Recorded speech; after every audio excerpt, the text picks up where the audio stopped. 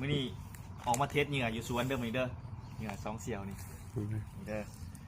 ประเทศเลยมื้อนี้เขาซื้อเข่าเขาไว้แล้วนะว่าสิหวังว่าจะกินปิ่งปลานะนี่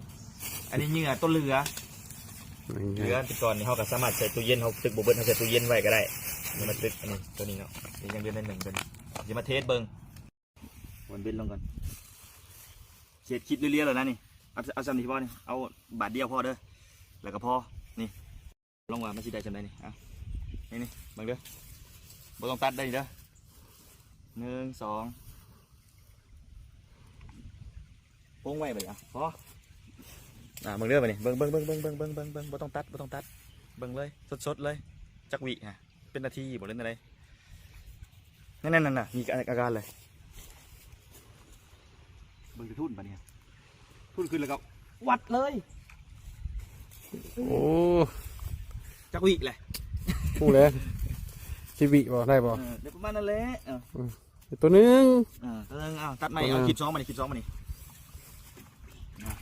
เรียวเนาะหากระดึกลงได้ลดลงเรียวเด้อเรียวแล้วนี่เรียวเลยเรียวบัดที่2เด้อเรียวไปแล้วหอมนี่มีแต่เรียวเรียวจิตสัมผัส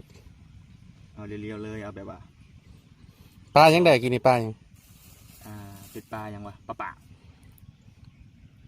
โอ้น้องเขาสีดับเลยเนาะจะมานปลานี่เอาพอได้กินกับพอเอาพอได้คอนเทนต์ซื้อนี่เรียว1 2ตัวหอมนี่สวยงามนะผมไว้ปะให้เหงื่อทำหน้าที่มันเลย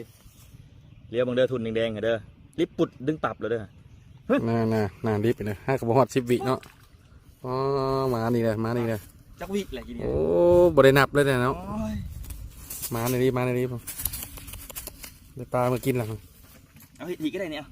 คลิปบ่นี่เอาต่ออีกเลยเอาแล้วมาปลานี่เพื่อความชัวเนาะทำไม่ได้3 โตเด้อเพื่อยังคอนเฟิร์มว่าเหงื่อเฮาใส่ได้แท้เนาะขั้นป้านในหนองน่ะมันบุกใจอยู่แล้วแต่เหงื่อตัวนี้ลองไปตึกอยู่ซุยแล้วแบบไม้ธรรมชาติโคตรธรรมชาติเลยกันยังได้ยังโดนมันบ่ปลาในหนองมันจะไปใส่ปลาในหนองนะแต่ว่าเป็นเอาขี้กระเดือนยังไปตึกเลยก็ได้เลยตกเหงื่อเจ้าเท่านั้นมันบ่เด้อมันตื่นไม่สามสวยต่อไปแห้งสิไว้เขาพอเหงื่อมันคุลงหันดิเดี๋ยววันนี้ปลามันรวมโตไป